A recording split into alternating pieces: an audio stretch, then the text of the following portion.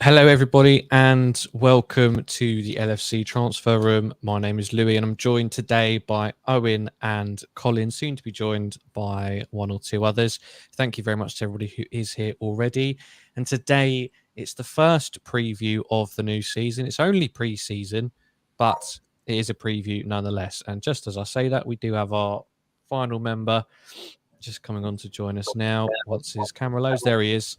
So Drew will be with us as well for today. It is the preview for Manchester United versus Liverpool. The two teams travelled to Thailand at the end of last week, and they'll be playing on Tuesday night. So we thought we'd preview it a little bit early, get ahead of the curve, and take a look at some of the comments made by Jurgen Klopp, some of the players going out. Of course, this is a time when you see a lot of the youth players involved in that first team setup. And we'll just talk about the expectations going into this game, going into pre-season as a whole, and what there is to gain from it. But first of all, Owen, how are you doing this evening? I'm doing fantastic, mate. Yeah, all good at the minute. A bit bored with kind of the lack of Liverpool news. But yeah, really looking forward to the coming week where hopefully we'll see a few new signs in action. Yeah, I mean, this season starts slightly earlier, doesn't it? And I don't know how we've done it in the past because it's just felt like forever, hasn't it? Drew, how are you doing?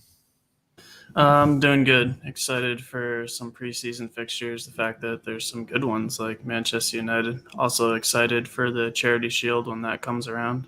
But yeah, first off, let's beat United. Absolutely. I mean, the Charity Shield is only about 3 weeks away already, which seems crazy. And finally, Colin, how are you doing this evening? Doing pretty good, man. Who caught the F1 earlier today? Got a Ferrari win and everything. Let's go. I'm ready. Yeah. I missed the Austrian Grand Prix. I was gutted, but no, it sounded like it was an intense one. I know we've got a few people in the live chat who like the F1 as well, so I hope you all enjoyed that to fill the void of a lack of football.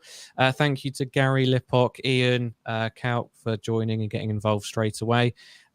Please do feel free to get involved in the live chat as we go on with the show. But let's jump straight into it. So the team are there, ready and waiting, Owen. We'll be playing Manchester United on Tuesday. It's the very first game of pre-season, so we know the drill by now. It's going to be pretty much two separate teams in each half, probably for both sides, a mixture of youth and first teamers. It's a bit of a spectacle game. You feel like, because I think it was Man United who were the main driving force of organising this, and I feel like it was mainly because of Ronaldo. I can't remember. Has he actually travelled with the Man United squad? Can anyone think of that? No, he hasn't. So I think that's why it was slightly, not as many Man United fans there in the press conferences as people might have thought. But is the result really that important to you in this game, Owen? No, I don't think it is, to be honest. I'd love to say, oh yeah, we have to go out and thrash them, but in the day, it is a friendly. I know it'd be nice to beat them, get one over before the start of the season, but at the same time, there's still loads of time left to work, and I don't mind Klopp trying out stuff, trying out new systems, formations, etc. I don't think that would be a bad thing. So yeah, I'd like to see him experiment a bit, but at the same time, yeah, it's going to score a few goals at the same time. I mean, Drew, it feels like when we get to the start of pre-season, the same discussions always come up of like how much is there to really take from a performance, especially the very first one. What's your sort of approach to these sorts of games? I think it's all about getting minutes in the legs, getting everyone up to speed, and getting a look at players that we wouldn't normally see in the first team. I get a chance to see a few of the youngsters kind of intermingle with some more senior players. And, primarily it's just getting up to speed, getting the legs in there. But I think building a momentum early and getting wins early, it's always a good habit to be winning. And I remember last time we played Man United in America, I think it was in Michigan. I think we won 4-0. Shaqiri got like a bicycle kick. It was just, it was just fabulous to see. So I think that all that kind of stuff, just good vibes, get people up to speed, get to see players on the big stage who might not, we might not have seen before, all that stuff, just exciting times. So just have fun, I think. Have fun, get up to speed, no injuries. That's what I'd set the agenda. Absolutely.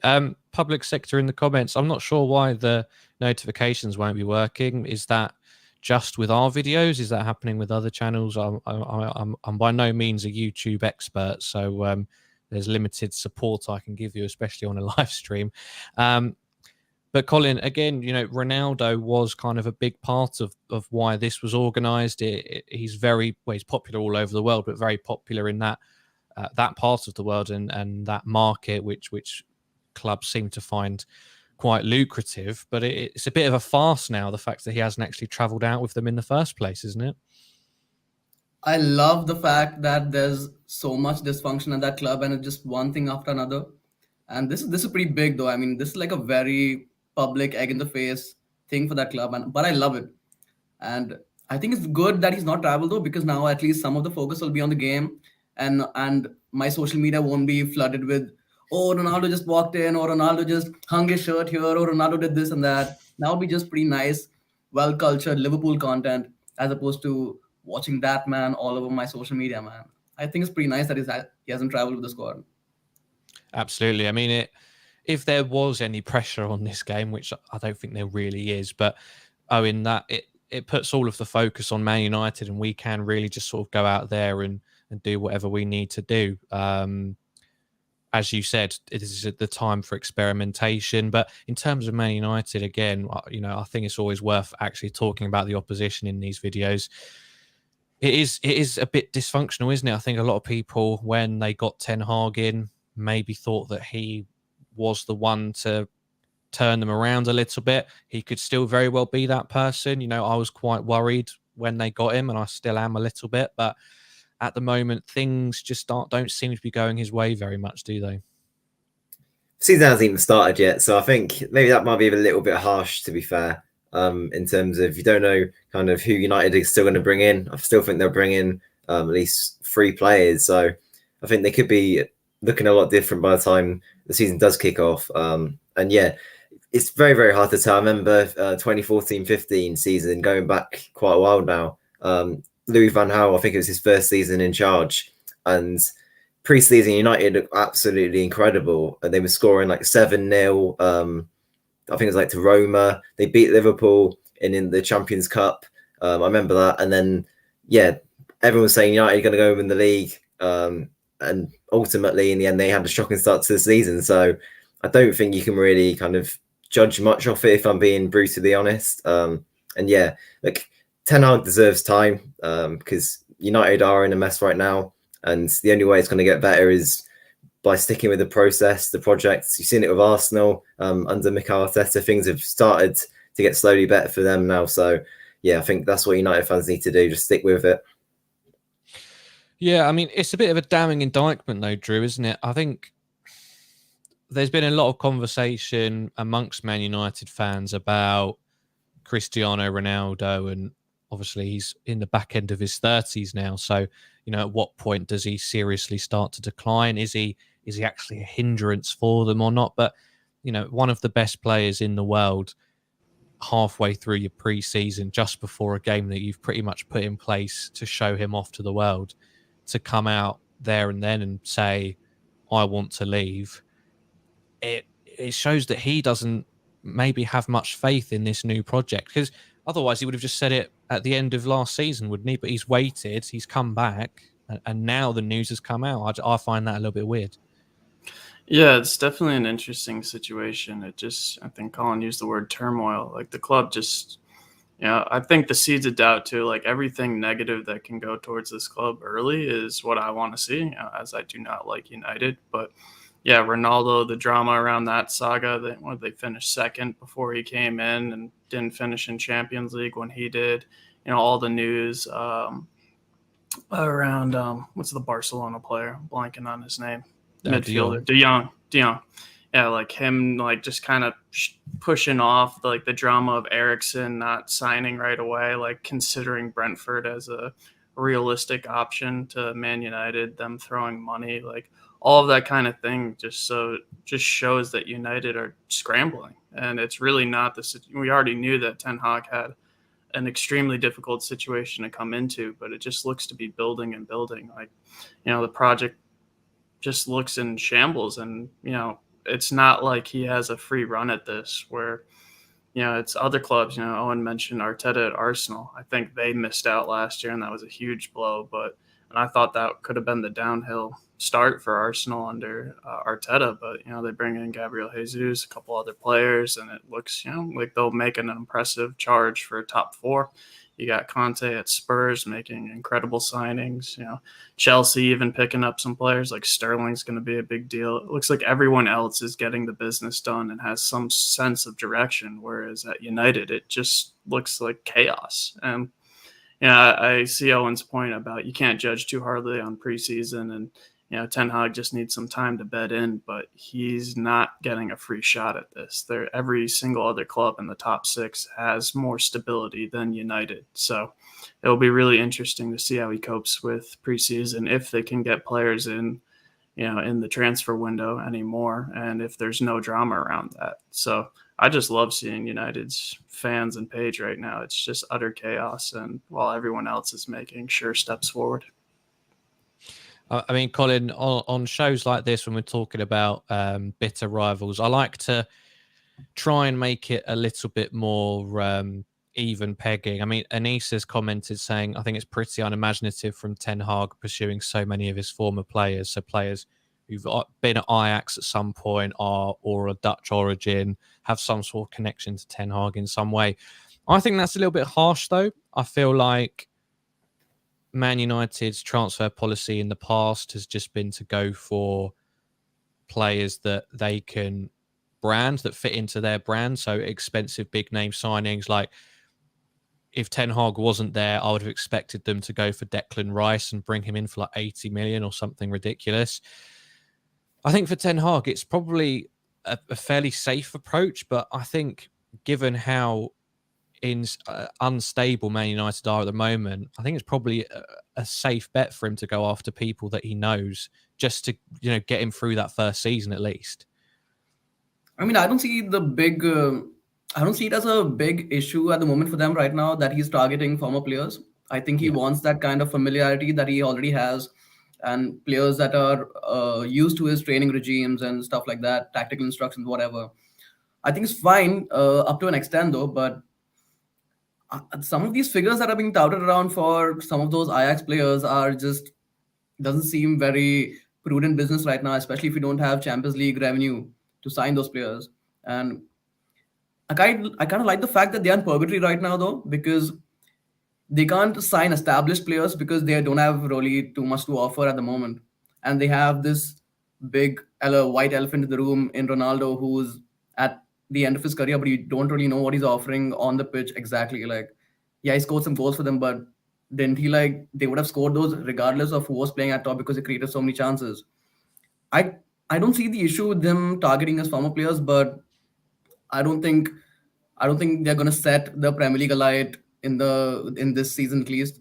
I think they're gonna get slapped around the pitch by a number of teams that are just getting better and better in the Premier League, because this is a highly competitive league, and even teams like Brighton are doing recruitment so well. So this purgatory is not going to end well for them. I don't think so, but it'll be fun watching them getting slapped this season at least.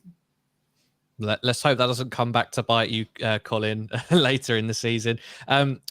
Owen, I'll finish up our talk purely on Man United with this comment from Hyla saying, I respect Ten Hag for the work he's done at Ajax, but he has not much experience outside of Holland and does not have a ready organisation that is required for a huge club like Man United. I mean, I think that's quite a big thing that maybe doesn't get spoken about quite enough about his move, is that Ajax historically has been a pretty well-run club. Like they've obviously got a great academy, they've got a great director of football. He's got that infrastructure around him. I'm not reducing the work that he's done at all, but at the end of the day, Klopp has great infrastructure around him as well, and that goes a long way to his success and the team's success. So whilst he could be a very good manager, and we may well see that, a club in as much of a mess as Man United, that could hinder him going into this season, couldn't it? Yeah, he's not going to have that luxury at United at this moment in time, unfortunately for him. The club isn't run anywhere near as well as Ajax. Ajax have arguably the best academy in the world. So yeah, it's going to be really, really tough for him to kind of go in and make his stamp on things. But he's going to have to be firm. I think he's going to kind of have to go about it in sort of a Ferguson sort of style, because you've seen with Rangnick before, that kind of players walk all over the manager and don't have any respect for them. It's like the players are more kind of well-renowned, kind of more respected in the media than the manager is, and that's totally wrong. If you look at Liverpool, Klopp is respected as the top man at the club, where you don't see any players kind of being above him. But with United, it's like Ronaldo, all these big names, and yeah, you're not entirely convinced by it. So I think he needs to sort that out first. And yeah, going back to the point about signing the Ajax players, I think it's really interesting because compare it to Klopp again. Klopp, I don't think he signed a single player who played for Dortmund or from Dortmund. So it kind of puts it in perspective. I know, obviously, there's nothing to say that's wrong or right. Obviously, I think he tried going for Mario Götze a few years back, Julian Brandt as well. So he's tried it, but it never ultimately has happened. So I think that's an interesting point as well. Absolutely. Let's turn our attention to the mighty Reds and have a look at some of the players who've gone out and haven't gone out, importantly, as well. I mean, Drew, I don't know if you've had a chance to look at the list, but are there any particular players that stand out that you're most looking forward to seeing get some minutes? I think for me, it just comes down to Nunez. I really want him to have a good preseason and get some goals in, get his confidence up. I think it's really important for a player to have that confidence and get to know the club, really. I'm excited that he's traveling with the team. I saw some photos where he was by himself, so I'm hoping by the end of the preseason he makes some good friends and really feels welcomed by the club. I think, but yeah, I really am excited to see what he does on the pitch. For me, that's he's our big signing, and I'm just want to see him bag some goals. So for me, easy question, Darwin Nunez. Colin, what about you? I mean, the likes of Tyler Morton is going back out there. There's a few names from the academy that maybe a lot of people won't recognise as much. Is there anybody that sticks out, maybe from the youth, maybe a new signing that you're looking forward to most seeing? See, this is why I like preseason actually, because it gives me the opportunity to jump to conclusions after just a couple of watching players play for 40 minutes or so. I kind of want to see what Fabio Carvalho is all about actually, because I know what Darwin Nunez is going to bring to the team. That's goals, goals, goals, right? But I want to see where Fabio Carvalho plays, at least in preseason, and what kind of player he is when he's facing up against Premier League opposition. Get a preview of that, because I think Klopp spoke about his versatility as well when he was unveiled as a new signing. He said he could play across the front three or as a midfielder. I just really want to see where he plays, and so that I can change my Twitter name to Fabio Carvalho for Ballon d'Or in a couple of months' time, man. Owen, what about you? Is there, again, anybody that sticks out? I mean, Van den Berg's travelling with the squad. He had a pretty successful loan. Nat Phillips is there as well. And there was that weird rumour that maybe he's going to be the long-term successor to Joel Matip. Is there anybody that you're looking forward to maybe getting a fresh chance? Yeah, well, of course, you got all the classics there. Firmino, Jota, great players like that, who I'm really looking forward to seeing them play. The players who kind of towards the back end of last season didn't really have a whole lot of opportunities. So I think they've got a point to prove there. But then in terms of youngsters, then there's honestly quite a few. Harvey Elliott, I think he's one that you don't even count him as a youngster nowadays, but he's 18. And honestly, I'm so excited to see him play. Just every single time we see him play on the football pitch, he's just magic, and he's got that kind of flair about him that, yeah, you can tell that he's going to make it. So yeah, definitely him. I think Van den Berg, as you mentioned, he's got a point to prove from Preston last season. So yeah, it'll be interesting to see how he comes up against a Premier League team. Reece Williams as well, another player. And I think, yeah, I'm really, really looking forward to seeing how these youngsters get on. I think they've got a lot of stuff to play for. And even though to us as fans, it's kind of not a huge deal, so some of these players who don't get a whole lot of game time, it's a massive deal. I think two of the biggest absences, first of all, is the goalkeeper, Queeve Kelleher. And as far as I've seen, there's been no suggestion of an injury. So maybe a loan move is closer than a lot of us would have thought, which is a bit of a scary prospect because that would mean Adrian is our second choice goalkeeper. But also Cade Gordon picked up a bit of an injury before, so he's not able to travel. And Drew, he's obviously very, very young, still 17 or just turning 18, I don't know, but he seems to be missing these chances to get some game time now. There's a couple of times last season where a slot would have opened up, but he had an injury or something like that, and it's happening again for a pretty important pre-season for him.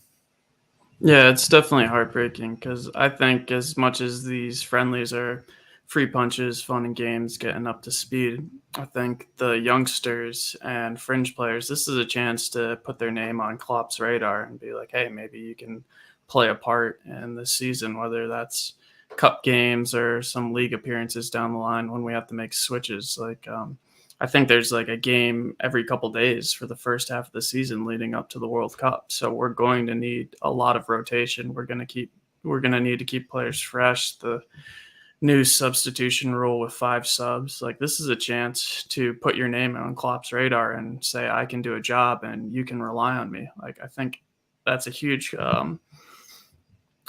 blow for Cade Gordon. And I think like last time I remember him playing was against Arsenal in the second leg of the League Cup, and he totally missed his chance there. You don't see Klopp often, like throw up his hands or like get really angry with a player on the sideline. Like he's usually clapping when a player misses or like, come on, bring it on. But yeah. I think Jota, like Meg Tamiyasu on the wing, like cut in and laid it on the plate for Gordon. He like blasted it wide, and Klopp was, looked fuming. But then after that, he picked up an injury and didn't really get another chance. So I really feel my heart goes out to him because injuries for a young player, especially in the Liverpool squad where you have so many players competing for roles. You got Carvalho in now and Harvey Elliott. Like they're not going to give Cade Gordon an opportunity to get there ahead of them in the pecking order. So really, really feel bad for him. But again, excited for the youngsters to step up. And I'm really want to see if Tyler Morton can show up and be like, hey, like I'm the number 2 behind Fabinho, because he's the only real like-for-like center defensive mid that we have. Henderson plays the role, but I think there's opportunities for the young players to, especially the first half of the season, say I can perform a role here. Thank you to everybody who is watching. Please do make sure that you like the video if you haven't done so already. And if you are new, please subscribe to the channel. We will, of course, have a live watch-along for the Man United Liverpool game on Tuesday afternoon UK time. So make sure you are around for that. Be good to get the watch-alongs back up and running for the new season. One of the other players mentioned in the live chat is someone who is also not going, the Polish striker, Musiałowski. Now, Colin, I mean, as Drew said, it is at the end of the day a pre-season. It's a bit of a free hit. But as he also said, for these younger players who aren't going to make it, I mean, this would be some of the biggest crowds they would have ever played against, and it's not like a friendly at Anfield. It's a friendly with 2 of the biggest teams in a country that rarely gets to see footballers of this quality and rarely gets to see teams of such high regard. It's going to be a massive occasion for them and for any of the youngsters that do go on the pitch. So it is a massive opportunity for them, not just to actually get into the Liverpool squad, because we know how difficult that could be, but to make a name for themselves and to create, great memories to look back on. I mean, yeah, it is like a massive, massive opportunity, but I think we also should remember that, Cade Gordon is 17. I think he's turning 18 this year. And I mean, at 17, to be even in the conversation, to be included in the first team squad with such a high ceiling as Liverpool's, like that automatically means that you have that quality to be involved. But since he's like 17, I think there's like loads of time. There'll be numerous preseasons as they come and go. So he'll definitely get his shot, because I think alongside Musiałowski, and I think Cade Gordon and Musiałowski are like 2 of the most higher rated players in the academy. And I think it's about time we produce like a quality first team starter from the academy. I mean, Chelsea have been doing it for quite some, like they have a robust academy structure and they've been bringing these players up. And I think it's about time Liverpool also brought another player up. I thought Curtis Jones was going to be like a nailed-on starter, but maybe not for now at least. But this is preseason is where we get to see at least a fair few glimpses of what these players could be. But since they're just 17, 18, I feel time is on their side. We'll get to see them sooner or later. But yeah, missing out on this is like truly really really bad. But I think we also inked a new deal with Neuro 11 and a company, so we'll be fine on the injuries front as well. But yeah, this should be fun. Just going over a few quotes from Jurgen Klopp press conference today. Jurgen Klopp insists all places are up for grabs this coming season in his new look Liverpool team after touching down in Thailand ahead of the friendly with Manchester United. The Liverpool manager said, "We are as confident as possible that we can challenge. You never know, obviously, but I saw today in the plane a squad full of quality. You always need a little bit of luck if you want to win a trophy, but to play a good season, first and foremost, you need consistency. That's what it's all about. And that is what we will try." I mean, Owen, I look back to the title-winning season and the season just gone, and I think the main difference from those was it just felt like it took us a little while to get fully going. Once we were in our stride, in that second half of the season, we were almost unbeatable until, we came up against Tottenham and unfortunately drew that, which turned out to be quite decisive. But once we get going, it's not always the most tantalizing football, but we just get the results that we need. And it feels like it's inevitable that at some point we will start to do that in a season. But from what Klopp is saying there and from what we've seen, it's important that we're able to do that as early as possible to give us that chance to, get out in front and try and keep that lead, isn't it? Yeah, Jurgen's absolutely spot on. He knows ball, and it's absolutely fantastic because I think that's what we always say is that Man City aren't going to drop points, or they're going to drop absolutely minimal points. So we have to make sure we don't slip up in early games of the season against kind of games that we should be winning. We did it last season, Brighton at home, Brentford away, those games where we kind of had it in our grasp and we let it go. And we need to make sure we kind of hold on to those leads and make sure those draws turn into wins next season. I think that's actually really, really key for us. Because, we don't lose many games. We don't lose many games at all. It's mainly draws where that kind of lets us down. And that's really the difference between us and Man City, really, is they lose the same amount of games, but they turn those draws into wins and they can find a way to score. So I'm hoping with Darwin Núñez and a few more attacking options that we can kind of find a way to get winners in the late stages of games. Yeah, I mean, again, Drew, it is, if this season is going to be the same again, Liverpool and Man City fighting at the top, it is really a case of just who can get into gear first and keep that momentum going. Because obviously the start of last year, we were all like, oh, hang on, this could be our year again, because Man City lost to Tottenham on the opening day of the season. And, as soon as Man City lose, everyone goes, right, that's it. Their heads have gone. They're screwed. But it's important for us, isn't it, to have a strong start, which is still a month away, and we will come to that. But to get that strong start, and this is what pre-season is about, getting us ready for that. Yeah, 100%. I think the season that we won, I remember we just didn't even really pay attention to anyone else. Like, that was the year of the cliches in the press conferences where it was like, we're just focused on this game, the next game, etc. Like, Henderson refused to talk about the title until, it was mathematically impossible for anyone else to win it. And that's kind of the mentality I expect going in. Like, after the crushing defeat of Champions League and losing the title again on the last day, I think the players are hungry and ready to hit the ground running, and preseason will help get us up to speed. Like, I remember, was it when we played Man United first and we were 1-0 down and we were like the last team to, be undefeated in the league, and everybody they're like, there it is, there's Liverpool, weakness, they're not undefeatable. And then we drew back Adam Lallana and then continued down the line. We didn't lose until, Watford? And at that point, we could have wrapped up the season there because we already tallied the points total to win the league. So I think that that game was in March or February. The fact that we went that long unbeaten, that's what I'm expecting for us to kind of emulate for this season. Like, it doesn't matter who City bought or what they did or anyone else. It's like, it's our game. We win our game. And like Owen said, we just can't fumble the ball against teams that we should be beating.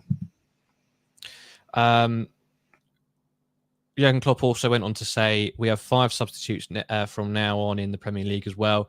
We have to get used to that and we have to adapt and all these kinds of changes. I'm really looking forward to it. Now, of course, Colin, that's something that Jurgen Klopp has fought for a long time. Maybe one of the most vocal people about it, but it was passed through a vote. It is a democracy. It's not a Jurgen Klopp dictatorship, which a lot of people seem to think. Who was it? Andros Townsend went on a bit of a tirade about it. Was a very bizarre decision considering he is a certified bench player. So it would give him more time on the field. How important do you think that's going to be? I mean, a lot of people have talked about Arsenal's recruitment and how they seem to be the team that have cottoned on to the fact that you're going to have more substitutes. So as well, although that's a great chance to rest and manage game time for your best players, it also, the other side of that is that you need to have a strong bench who can come on and make an impact. Because if the other team's bench is better than yours, with 5 substitutes, they could really turn the game around. First of all, I want to know, where are Arsenal getting all this money from? Where is this watch just coming from that they are making signings left, right, and center? I really want to know that, first of all. But secondly, I find it kind of weird that when Klopp was saying that in press conference that you need 5 subs because our players are just being relentless and playing so many games. And if you're fighting for the argument against that was of you can afford to rest players. You don't have to play them every game, but when you're challenging for titles, you want your best players on the pitch at all times. So that wasn't an avenue to explore. But now that they passed the 5 subs rule, everybody's like, oh, it's going to be so exciting and stuff like that. And when Klopp was campaigning for it, it was like, oh, you just want another advantage and stuff like that. So I think that whole discussion was kind of stupid. The 5 subs rule is pretty going to be a factor, especially in a season like this, because there's going to be a break. Like we have like incessant fixtures in the beginning, and then there's going to be a break for the World Cup, and then you come back. So I think from that perspective, 5 subs will be pretty crucial for us. And I think we'll get more game time from the likes of our youngsters as well. So I'm really looking forward to that. I really like Arsenal made some good signings, yeah, fine, but they're not going to be in the title conversation for sure, for now at least, because there's still a number of holes in that squad.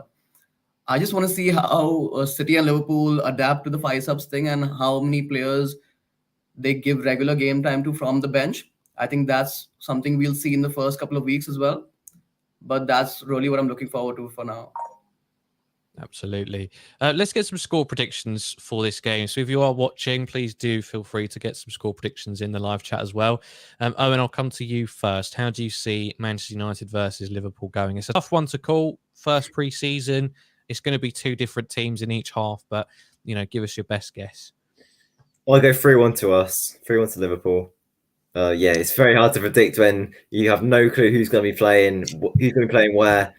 But yeah, I'll go 3-1 Liverpool. Yeah, Drew, I mean, is the whole Ronaldo saga maybe just going to be a bit of a holding back the Man U players a little bit? Will that play into your prediction? I hope so. I don't think they have the quality regardless to, beat us. But I think a comfortable 2-0, 3-0 from us will see us off happy on the first game of the preseason. And Colin, how about you? How do you see this one going? I'm going 4-2 for Liverpool and Fabio Carvalho for Ballon d'Or. For Ballon d'Or? Bloody yes, hell, sir. Okay. That's the hype train, okay. Lovely, love that.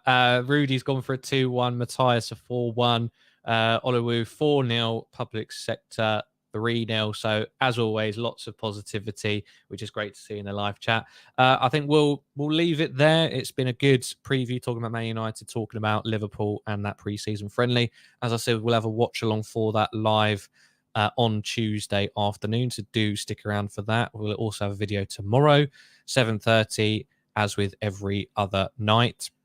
Thank you very much to Owen, Drew, and Colin for joining me. Thank you to everybody in the live chat as well. If you haven't done so yet, please do like the video. Please subscribe to the channel. If you'd like to support us further, you can press the join button or the link in the video description to become a member. It's £3.99 a month, which goes straight back into the channel. You get an exclusive badge next to your name in the live chat and some stickers for the chat as well to show your commitment if you'd like to support us. But of course, there's no need to if you don't want to. Thank you very much for watching, everybody. This has been the match preview, Man United versus Liverpool Tuesday afternoon. Thank you very much for watching, and we'll see you in the next stream. Take care.